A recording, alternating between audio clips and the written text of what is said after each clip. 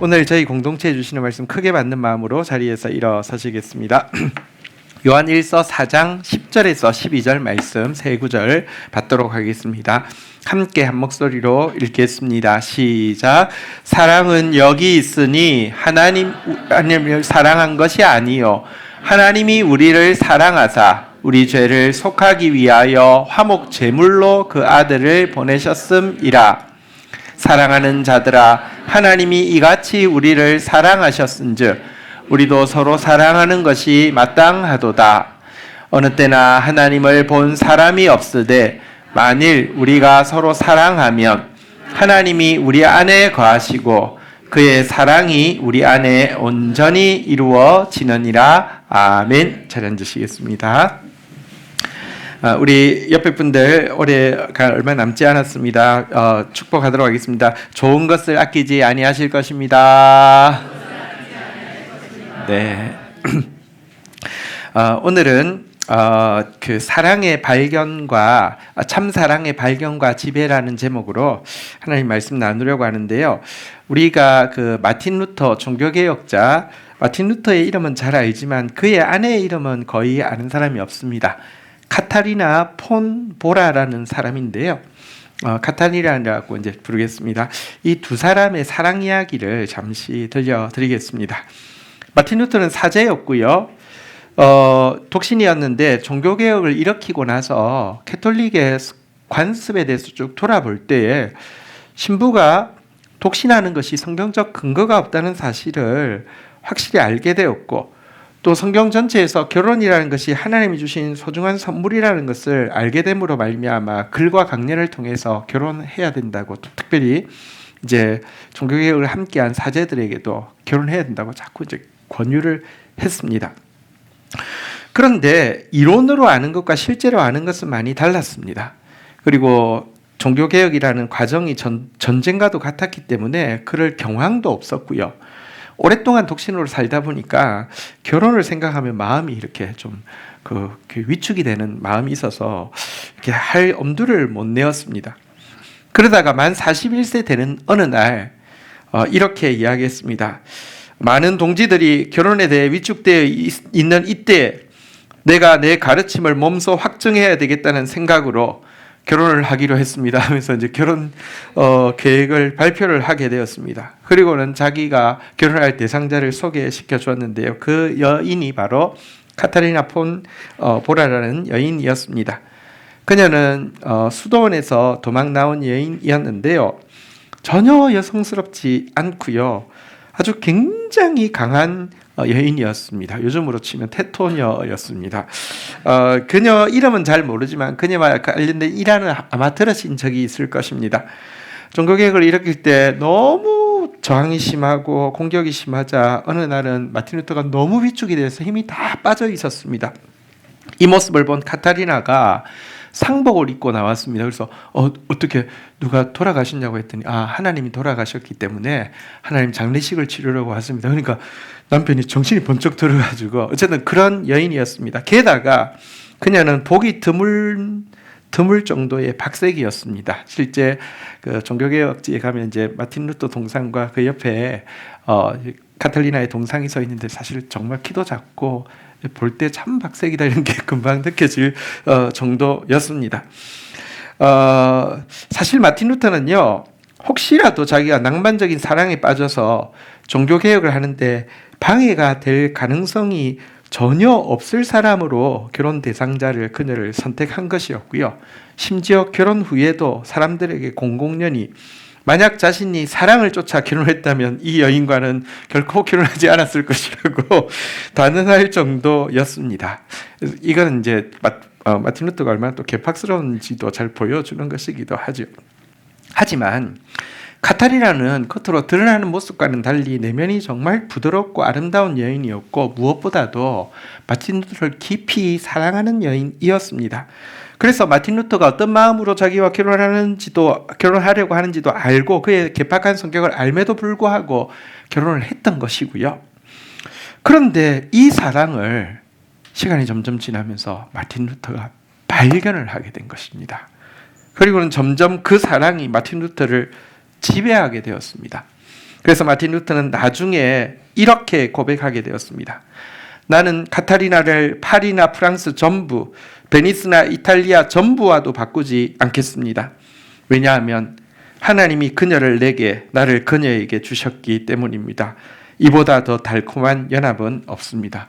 완전 재미없던 사람이 완전 로맨티스트로 바뀔 정도로 그게 사랑을 발견했고 그 사랑에 지배를 당했기 때문이죠. 사실 사랑을 발견한 사람만큼 행복한 사람이 없고요. 더 나아가서 그 사랑에 지배당하는 사람만큼 더 이상 바랄 것이 없는 사람이 없어집니다. 마틴 루터가 발견했고 마틴 루터가 지배당한 이 사랑은 그가 종교개혁을 위해서 생명을 걸고 수고하는 것에 대해 하나님이 주신 최고의 보상이고 행복이었다라고 할 수 있습니다. 그런데 이보다 훨씬 더 큰 사랑이 있습니다. 그래서 꼭 발견해야 하고 꼭 지배받아야 할 사랑이 있습니다. 그것이 무엇이냐고 하면 우리를 향한 하나님의 사랑입니다. 지금은 발견하지 못하고 있고 전혀 지배받지 못하고 있지만 마치 마틴 루터가 초창기에 그랬던 것처럼요. 그러나 그 하나님의 사랑은 정말 발견하고 나면 지배당하고 나면 그것과 비교할 수 있는 것은 아무것도 없습니다. 여러분, 하나님의 사랑은 다른 사랑과 세 가지 면에서 차이가 있습니다. 세상의 다른 모든 사랑은 그 강도가 아무리 강하다 할지라도 일시적인 것입니다. 아무리 사랑해도 죽음을 통해서는 또 헤어질 수밖에 없는 것이 사랑입니다. 하지만 하나님의 사랑은 영원합니다. 하나님은 모든 것이 존재하기 영원 전부터 영원 후까지 존재하시면서 변함없이 사랑하는 분이시기 때문입니다. 또 한 가지는 다른 사랑은 기본적으로 give and take의 사랑입니다. 가끔은 기브는 거의 없고 테이크만 하려는 사람들도 있죠. 어쨌든 기본적으로는 인간의 사랑은 give and take입니다. 가끔 헌신적으로 사랑하는 경우가 있습니다. 이 말은 내가 주는 것이 70인데 받는 게 30%, 주는 것이 80인데 받는 것이 20%일 때를 헌신적으로 사랑한다고 하지, 누구도 주기만 하고 받는 사람, 받는 것을 원치 않는 사람, 받는 것 없이도 사랑할 수 있는 사람 없습니다. 인간의 사랑은 전부 give and take입니다. 근데 하나님의 사랑은 근본적으로 give의 사랑입니다. take의 사랑이 아닙니다. 90을 주고 10을 받는 것 아닙니다. 99를 주고 1을 받는 것도 아닙니다. 하나님이 우리의 사랑을 받으십니다. 그것은 우리의 행복을 위해서 받으시는 것이지 기본적으로 하나님은 주시는 사랑입니다. 여러분, 왜냐고 하면 하나님 안에는요, 채워져야 할 부족이 전혀 없고 주시고자 하는 넘치는 풍요함만 있기 때문에 그렇습니다. 자기 충족적인 유일한 존재입니다. 하나님이 세상 만물과 인간을 창조하신 이유는 조금이라도 자기의 필요의 부족을 채우시기 위함이 아니라 아낌없이 거저 주기 위해서 창조하신 것입니다. 그리고 그 사랑을 발견할 수 있는 것이, 똑똑히 볼 수 있는 것이 우리 죄를 위해 십자가 지기 위해서 이 땅에 오신 예수님이십니다. 그래서 오늘 읽었던 본문 10절에 보면 사랑은 여기 있나니라고 외치면서 사랑을 발견할 수 있는 것으로 그 아들의 십자가를 제시하고 있습니다. 요한 1서 4장 10절 우리 다시 한번 같이 읽겠습니다. 시작. 사랑은 여기 있으니 우리가 하나님을 사랑한 것이 아니요 하나님이 우리를 사랑하사 우리 죄를 속하기 위하여 화목제물로 그 아들을 보내셨습니다. 사람은 여기 있다. 하나님이 우리를 얼마나 사랑하는지는 우리 죄를 속하기 위해서 화목제물로 보내신 그 아들을 통하여서 우리는 발견할 수 있다라고 외치고 있습니다. 사실 창조주이신 하나님께서 피조물인 우리를 위해 자기 아들까지 화목제물로 주신 것은 우리 머리로는 영원히 다 이해할 수 없는 신비입니다. 그래서 천국에서도 이 사랑을 배울 것이고 천국에서도 깨닫는 만큼 더 찬양하게 될 것입니다. 여러분, 하나님이 창조하신 세계와 하나님의 관계는 어느 정도일까요? 어떤 한 사람이 환상 중에 하나님을, 창조주 하나님을 만났는데요. 와, 창조주 하나님 어떤 분일까 궁금했는데 만났는데 하나님을 딱 봤는데 자세히 가보니까 손 안에 호두를 한 개 쥐고 계시더라. 호두 같은 거를 쥐고 계시더랍니다. 그래서 하나님 그게 뭐예요? 물었더니 이게 내가 창조한 온 우주란다, 이렇게 이야기했습니다. 여러분, 우주는 진짜 큽니다. 지금도 다 측량할 수가 없습니다. 그런데 하나님 앞에는 그 우주가 호두 하나 같은 것입니다. 그렇다고 생각하면 이 우주에서도 지구는요 진짜 너무 작아서 정말 먼지보다도 더 작잖아요. 그 위에 있는 우리는 진짜 뭐라고 비교할 수 없는 존재인데, 게다가 타락까지 했는데, 이런 우리를 위해 자기 아들을 희생시키시기로 결정하신 것은 하나님이 너무 나이브하시거나 우리의 죄성에 대해서 잘 몰라 오해하셔서 그러신 것이 아닙니다. 하나님은 전지하신 분이시기 때문에 전부 알고요. 특별히 하나님은 시제가 없는 분이십니다. 과거도 그분에게는 현재고 미래도 그분에게는 현재입니다. 이래서 천지를 창조하는 순간부터 당신의 아들을 주시기로 결정하고 이 세상을 만드셨는데, 이때 이미 그 아들의 십자가의 처참함을 다 보실 수 있는 분이 하나님이셨습니다. 거친 나무 십자가에 그의 피부가 설켜서 막 벗겨지는 그 피부, 신경 한가운데를 뚫고 박히는 못으로 인한 고통, 자꾸만 막혀오는 호흡, 몸을 떨 때마다 반복되어지는 수천 번의 죽음, 그 죽음 앞에서 조롱하고 비웃는 사람들의 표정과 말투, 그리고 피냄새를 맡고 십자가 주위에 왱왱대는 파리떼까지도 전부 다 보고 아시면서도, 그럼에도 불구하고 우리에게 당신의 아들을 주시기로 결정하고 세상을 만드시고 우리를 만드셨다는 것입니다. 이걸 비유하자면 하나님이 창조하시면서 숙주 생물로서 당신의 아들을 보내실 것을 결정하시고, 그 아들이 생명이 끊어질 때까지 기생 생물에 의해서 영양분이 뽑혀 나가고 이렇게 빼앗기고 착취당하다가 죽게 하기로 결정한 상태에서 기생충을 만드신 것과 마찬가지라는 것입니다. 이게 도대체 이거 설명할 수 없는 것입니다. 여러분, 이 때문에 하나님은 자신 있게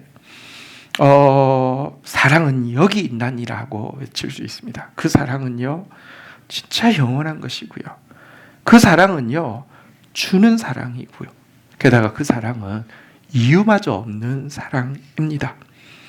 그래서 성경은 이 사랑이야말로 하나님의 사랑이 얼마나 완전한지에 대한 확증이라고 이야기하고 있는 것입니다. 우리가 아직 죄인 되었을 때 그리스도께서 우리를 위하여 죽으심으로 하나님께서 우리에 대한 자기의 사랑을 확정하셨느니라.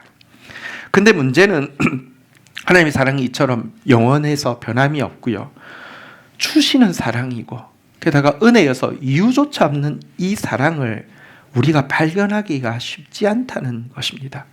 신자들은 전부 이 하나님께서 우리를 사랑하사 우리 죄를 속하기 위해서 말구이에 태어나게 하시고 두 강도 사이에서 십자가에 죽게 하신 예수님의 삶에 대해 지식적으로 알고 있지만 경험적으로 그게 그렇게 큰 사랑이라고 느끼지 못합니다. 사랑은 여기 있나니라고 이야기하지만 사랑을 발견하지 못합니다. 마치 마틴 루터가 자랑스럽게 내가 말이야 낭만적인 사랑을 원했으면 이런 여자하고 결혼도 안 했어라고 결혼 후에 막 이야기하는 것처럼, 솔직히 우리가 그리스도의 사랑에 대해서 별로 경험적으로 이렇게 마음에 와닿지 않고 발견하지 못합니다. 사실 그런데 대다수의 신자가 이 사랑을 제대로 알아차리지 못하고 발견하지 못한다는 것은 역설적으로 그분이 진짜 참으로 우리를 사랑했다는 증거입니다. 진짜 사랑은 깃발을 높이 들고 외치는 것이 아니고, 진짜 사랑은 내가 너를 사랑한다고 너도 알라고 강요하거나 압박하는 것이 아니기 때문입니다. 진짜 사랑은 자유를 주는 것이고 조용히 속삭이는 것이고 잠잠히 기다리는 것이기 때문에 참된 사랑이어서 우리가 못 발견하는 것도 있습니다. 게다가 이 세상에는 사랑과 관련된 신화들이 너무 많습니다. 사실은 노래든지 영화든지 대부분 사랑에 관련된 신화인데요, 그 신화들은요 사실 대부분 거짓의 주장들이 깊이 들어와 있고요. 그것에 의해서 우리는 세뇌당합니다.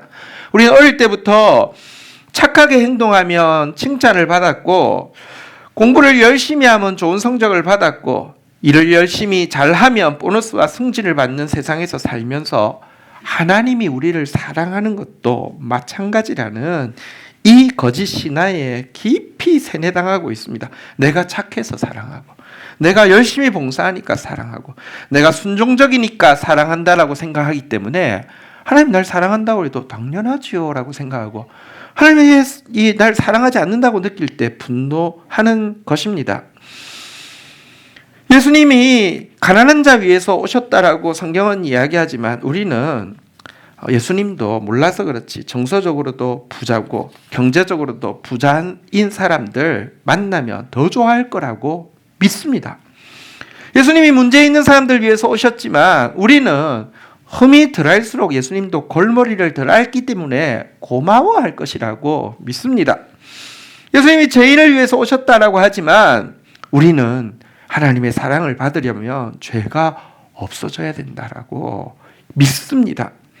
예수님이 이방인 나그네처럼 배척당한 사람 위에 오셨다라고 이야기하지만 우리는 하나님은 그거는 실수한 것이라고 이야기하면서 오늘날 교회는 우리 사회에서 이 이방인들, 나그네들 배척하고 혐오하고 쫓아내는데 앞장섬으로 말미암아 하나님의 실수를 만회하려고 하고 있습니다.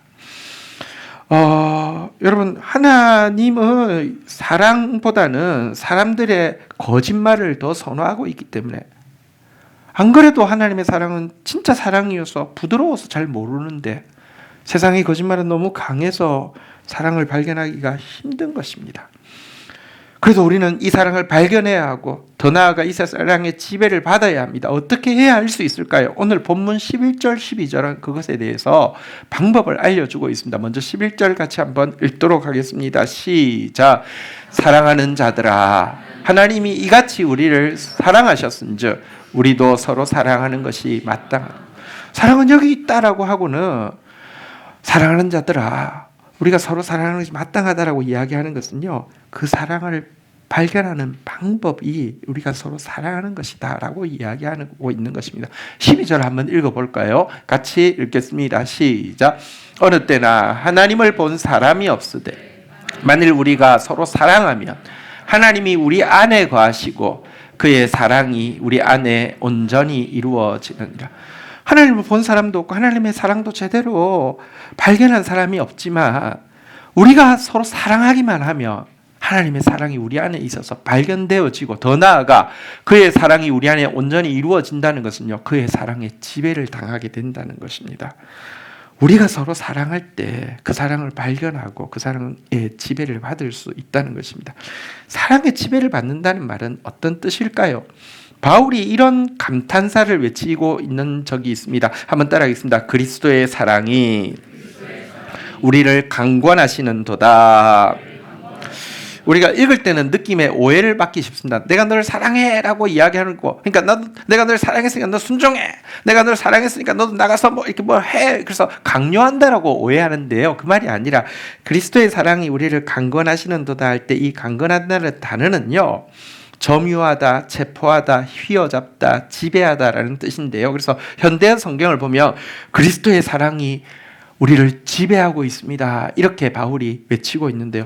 그리스도의 사랑이 우리를 완전히 점유해버리는 상태, 우리를 그냥 사랑의 포로로 체포해버리는 상태, 우리를 그냥 막 휘어잡는 상태, 우리를 지배하는 상태에 들어가는 방법이 무엇이냐? 바로 그 본문은 아무 상관이 없는데, 요한복음 11장, 요한복음 4장 11절 12절에 보니까 그것이 무엇이냐? 바로 그리스도의 우리가 서로 사랑하는 것이다, 이렇게 이야기를 하고 있는 것입니다. 자, 우리 그런데요, 우리가 서로 사랑하는 말 자체도 또 우리에게는 그냥 쉽게 와닿을 수 있습니다. 우리 사랑하는 사람이 있습니다. 여러분들 사랑하는 사람이 있잖아요, 그죠? 근데 우리가 서로 사랑할 때 그 사랑은요, 다시 이야기하지만 기브 앤 테이크의 사랑이고요, 또 일시적인 사랑이고요, 또 이유가 있는 사랑입니다. 그것을 히브리어 헬라어로는요 그냥 필레오의 사랑이라고 이야기합니다. 하지만 오늘 본문에 서로 사랑하라고 할 때 쓰여지고 있는 단어는 아가페라고 언어가 되어 있고요. 이것은 하나님의 사랑만을 이야기합니다. 하나님의 사랑 가지고 서로 사랑하라는 것입니다. 영원한 사랑을 가지고 이유 없는 사랑을 가지고 주는 사랑으로 사랑하라는 것입니다. 우리는 사랑할 때 굉장히 엄격한 기준이 있습니다. 매력 있는 사람을 사랑합니다. 자격 있는 사람을 사랑합니다.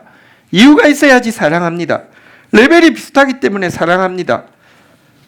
그 필레오 사랑 말고요. 너희가 서로 사랑하는 것이 마땅하다.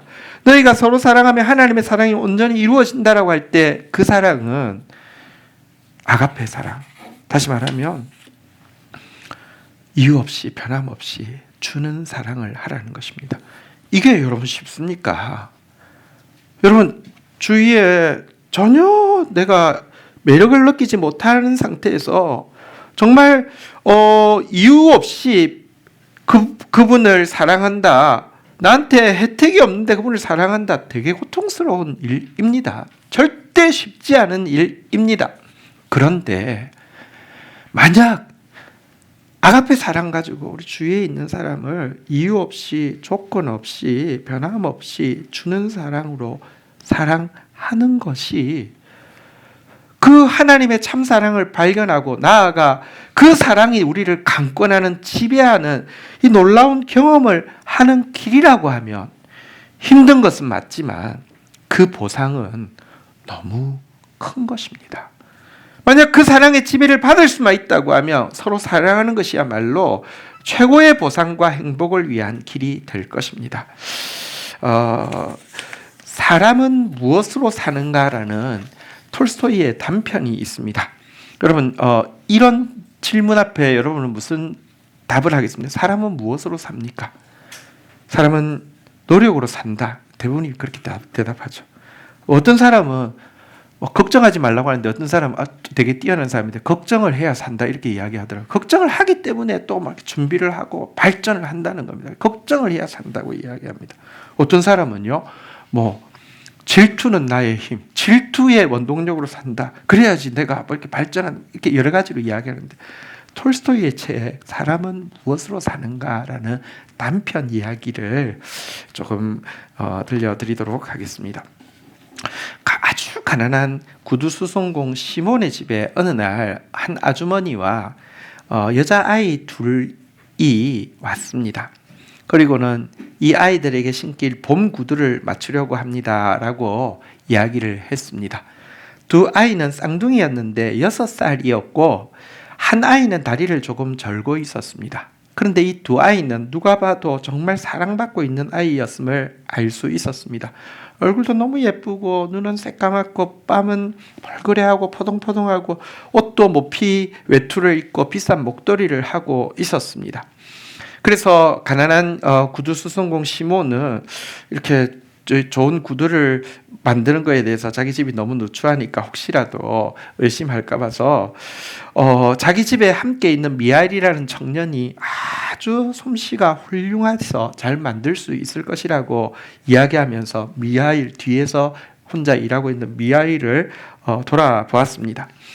사실 미하일은 6년 전 어느 날 밤 시몬이 교회 곁을 지나고 있을 때 벌거벗은 채 떨고 있는 청년을 발견하게 되어서 자기 집으로 데려와서 자기 식탁에서 빵을 대접했던 청년이 바로 미하일이었고요. 그때부터 시몬의 일을 성실하게 돕고 있었는데요.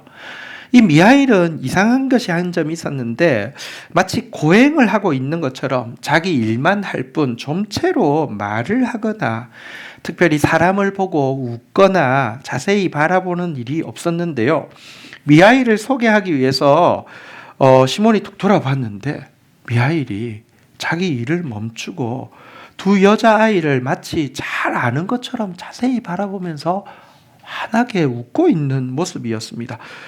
시몬이 너무 낯설어서 깜짝 놀라서 이렇게 너무 신경스러워서 이렇게 등을 돌렸고요.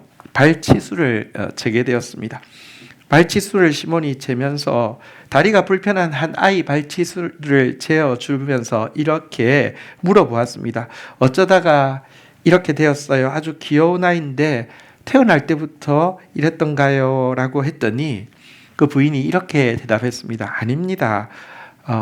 어머니가 잘못해서 그만 이렇게 이야기하는 것이었어요. 그래서 그럼 부인이 이 아이들의 친어머니가 아니신가요? 물었더니 그제서야 나는 친어머니도 아니고 아무런 혈연관계도 아닌데 제가 맡아서 기르게 되었어요 라고 이야기했습니다. 그러니까 그런데도 이렇게 귀여워하세요. 그러니까 진짜 이렇게 사랑을 가지고 키우세요 라고 이야기를 했죠. 예, 친자식은 아니지만 키우다 보니 정이 들었어요. 나는 그 두 아이에게 젖을 먹어 키웠습니다. 나에게도 한 아이가 있었지만 하나님께서 데려가셨어요. 그런데 그 아이가 죽을 때 그렇게 불쌍하지는 않았는데 이 두 아이는 정말 너무 불쌍해서 견딜 수 없었어요 라고 이야기했습니다. 그러면 이 아이들은 네 집 아이들입니까? 라고 했더니 있었던 일을 이야기해 주었습니다.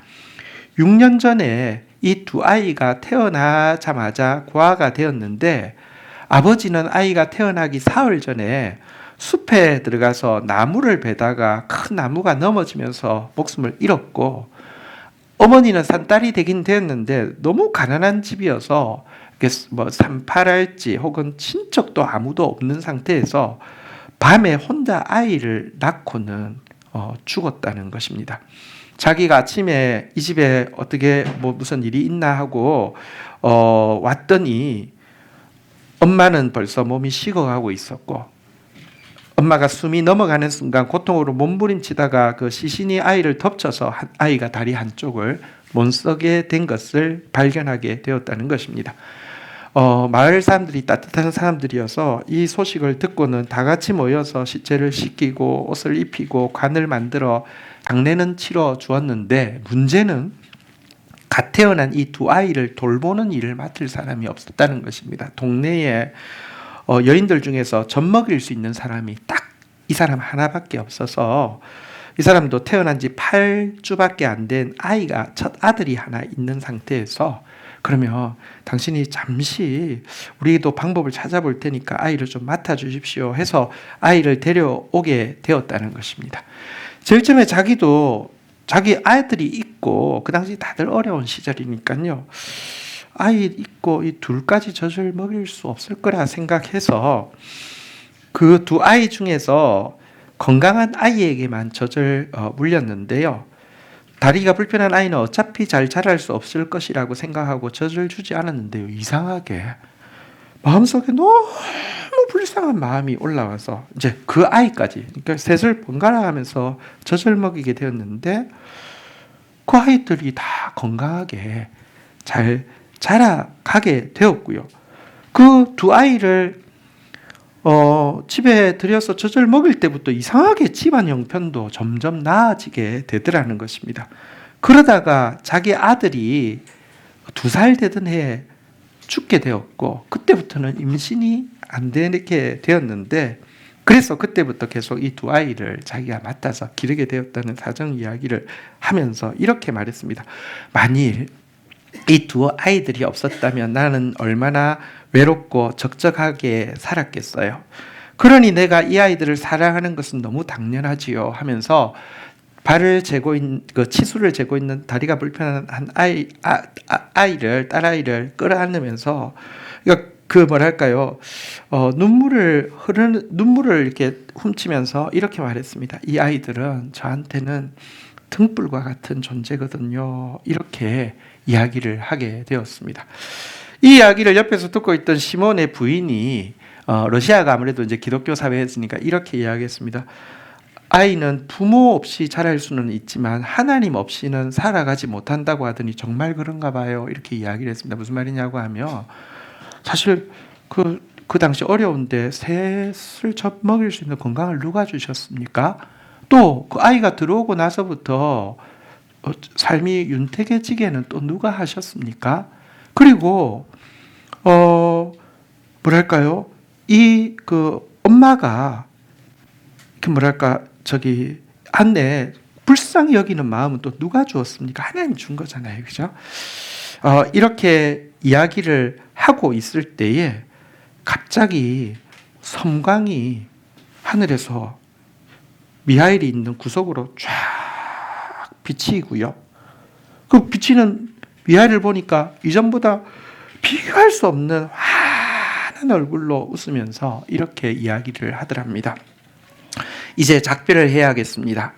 하나님께서도 저를 용서해 주셨으니 두 분께서도 저를 용서해 주시기 바랍니다. 보니까 이제 그 후광 있잖아요. 뒤에서 빛이 쫙 비치고 있었어요. 시몬은 자기가 6년 동안 데리고 있던 청년이지만 뭔가를 감지하고는 엎드려서 절을 하면서 이야기했습니다. 미하엘, 저는 당신이 처음부터 보통 사람이 아니라는 것을 어렴풋이 느꼈고 그래서 당신에게 이것저것 어떤 것도 일일이 캐묻지 않았습니다. 그런데 떠나시기 전에 꼭 한 가지를 알고 싶습니다. 당신은 항상 어두운 표정을 하고 있었는데 왜 저 부인이 아이들 둘을 데리고 왔을 때 환하게 웃으며 바라보았는지 이유를 들려주십시오 라고 이야기했습니다. 그러자 미하엘이 그동안 있었던 이야기를 사정을 말을 했습니다. 저는 지금까지 하나님 벌을 받고 있다가 오늘에야 용서를 받은 천사입니다. 제가 하나님의 벌을 받은 이유는 그분의 분부를 어겼기 때문입니다. 어느 날 하나님이 제게 한 부인의 영혼을 거두어오라고 명령을 내리셨습니다. 그래서 제가 인간 세상으로 내려가서 그 부인을 보게 되었는데 그녀는 방금 쌍둥이 딸을 낳았고 그 아이들을 끌어안고 젖먹일 힘도 없는 아주 쇠약한 상태에 있었습니다. 제 모습을 발견한 부인이 슬프게 허느끼며 저에게 애원했습니다. 천사님, 제 남편은 숲속에서 일하다가 나무에 깔려 며칠 전에 장례를 치렀고 제게는 부모도 형제도 친척도 없기 때문에 이 갖는 아이들을 돌아볼 사람이 아무도 없습니다.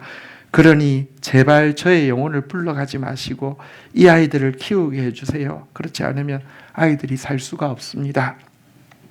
이 말을 들은 천사는 마음이 너무 아파서 그냥 영혼을 거두어 가는 대신에 그 태어난 두 아이를 그 엄마의 팔에 안겨준 뒤 하늘로 올라가서 하나님께 차마 하나님의 명령을 순종하지 못했노라고 이렇게 말을 했습니다.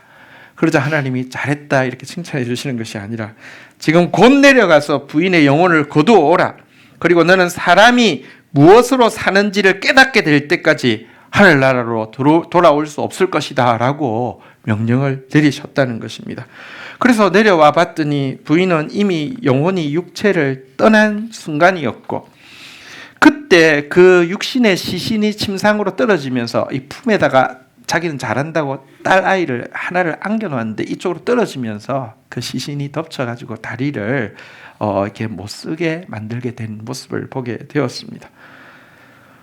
혼란과 그러니까 좌절감, 죄책감 이런 걸 느끼면서 부인의 영혼을 하나님께로 인도했는데 그때 갑자기 돌풍이 불어서 날개 두 개가 부러지고 그렇게 벌거벗은 모습으로 교회로 추락했다가 시몬을 만나게 된 것입니다.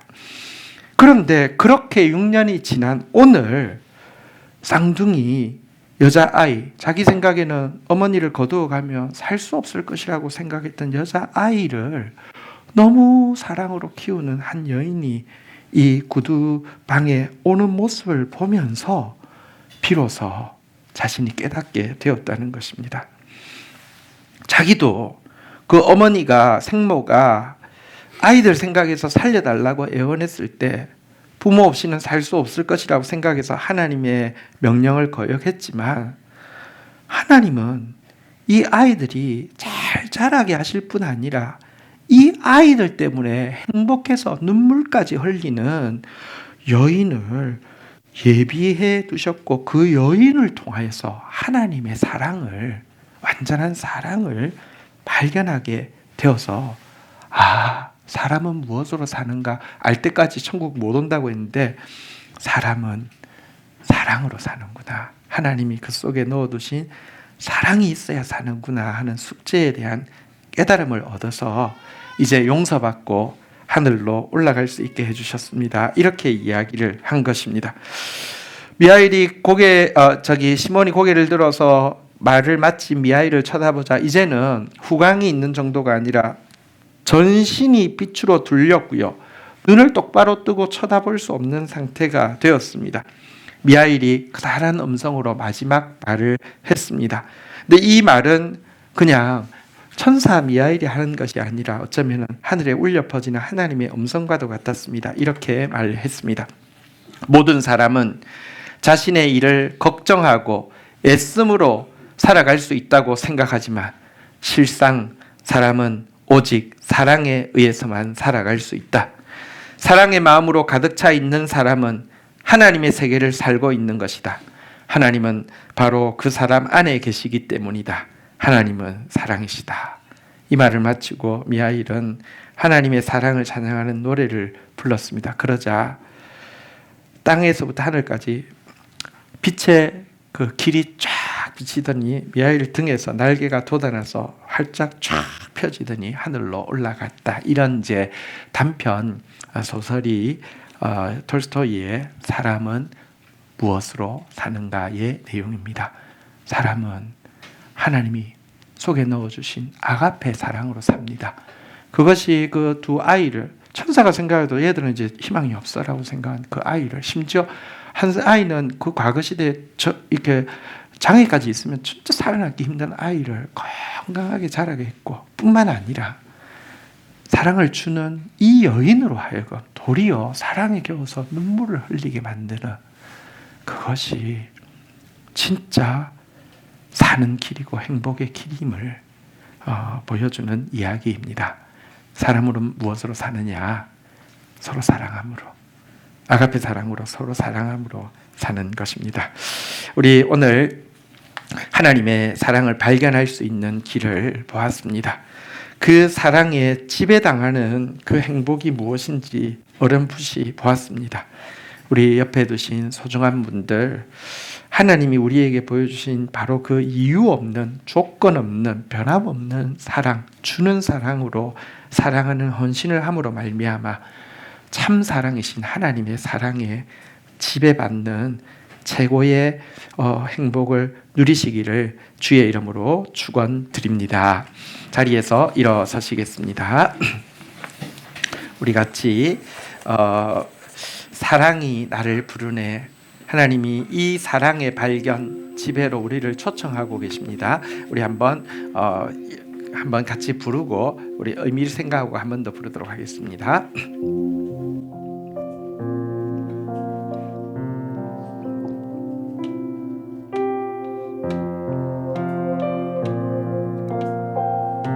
사랑이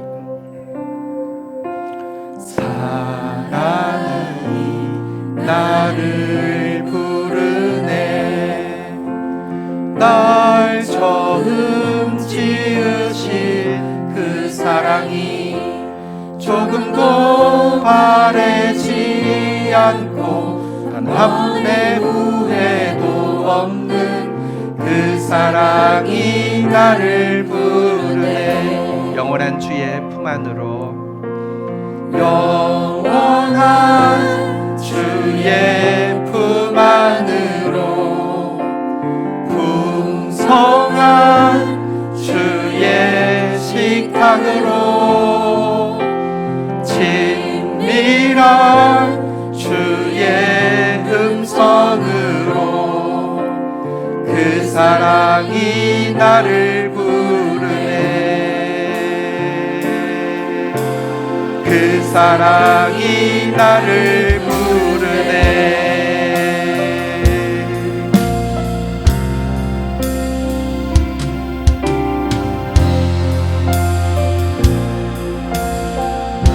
사랑이 나를 부르네.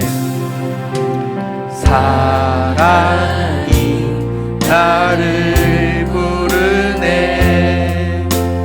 날 먼저 찾아온 그 사랑이 지금도 나를 보시며 여전히 함께 하시는 그 사랑이 나를 부르네. 영원한 주의 품 안으로, 영원한 주의 품 안으로,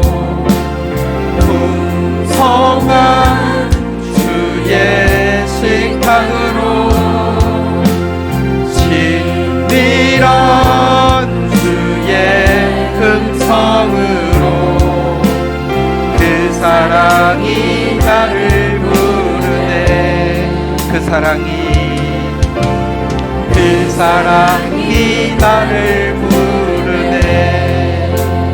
우리 한 번 더 부를 때는 의미를 한번 좀 생각하고 부르겠는데요. 날 처음 지으실 때부터 주시기로 결정하시고 영원히 변함없이 이유도 없이 사랑하시기로 결정하시기로 지으신 주님, 그리고 내가 죄인 되었을 때 먼저 날 찾아오신, 그리고 여전히 그 사랑으로 우리를 바라보시는 주님이 후렴해 보니까요, 영원한 주의 품 안으로, 풍성한 주의 식탁으로, 친밀한 주의 음성으로 그 사랑이 나를 부르는데요, 1차적으로는 그 사랑의 품 안에, 그 사랑의 식탁, 예수님이 제자들을 위해 차려놓은 그 식탁에 그 친밀한 주의 음성으로 우리를 부른다는 뜻도 되지만, 주님은요 그 사랑을 발견하고 집에 받기 위해서는요 우리의 품이 그 사랑의 품이 되어지기를 원하고, 그래서 그 여인이 그 다리 다친 그 딸을 꼭 안으면서 눈물을 흘리면서 이야기했던 그 품이 되어지기를 바라고요. 시몬이 떨고 있는 그 미하일을 자기 집에 데려와서 아무것도 없는 집에서 식탁을 초대했던 그 식탁이 되기를 바라고요. 우리의 음성이 주의 친밀한 음성이 되도록 그 사랑으로 우리를 부르신다는 뜻도 될 것입니다. 우리 그런 고백 담아서 우리 다시 한번 이 찬양 고백하며 나가도록 하겠습니다.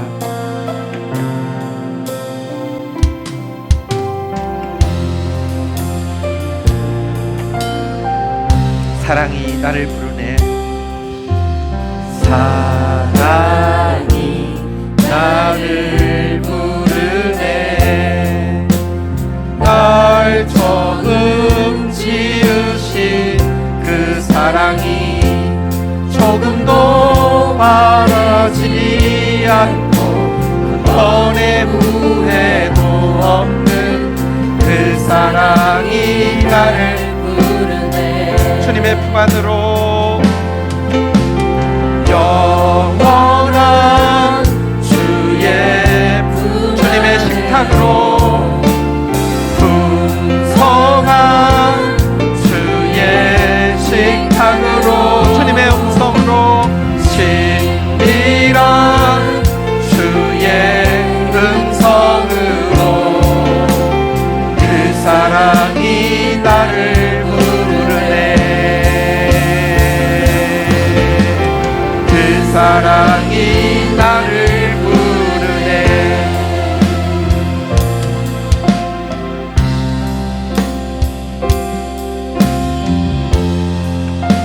이제 우리의 사랑이 주님의 아가페 사랑이 되기로 우리를 부르십니다. 사랑이 나를 부르네. 날 먼저 찾아온 그 사랑이 지금도 나를 보시며 여전히 함께 하시는 그 사랑이, 주님, 나의 품이 주님의 품이 되게 하여 주옵소서. 나의 식탁이 주님이 베푸는 식탁이 되게 하옵소서. 나의 음성이 주님의 친밀한 음성 되게 하여 주옵소서.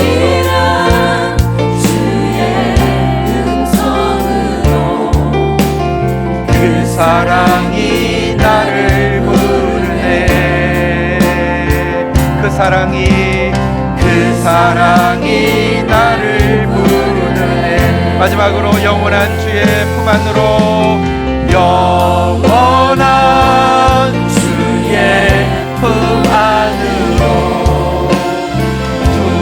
풍성한 주의 식탁으로, 친밀한 주의 음성으로 그 사랑이 나를 부르네. 그 사랑이 나를 부르네. 자리에 앉으시겠습니다. 이 시간 정말 우리가 발견해야만 하는 사랑이 있습니다. 정말 우리가 그리스도의 사랑이 나를 지배하는도다. 나를 휘어잡고 나를 압도하며 나를 가득 채우는 그 사랑의 지배를 발견해야 합니다. 그리고 그것을 발견하는 길로 우리에게 소중한 서로서로를 허락하여 주셨습니다. 이유 없는 사랑, 변함없는 사랑, 주는 사랑을 우리에게 보여주신 그것 가지고 우리가 서로 사랑하는 것이 마땅합니다. 왜?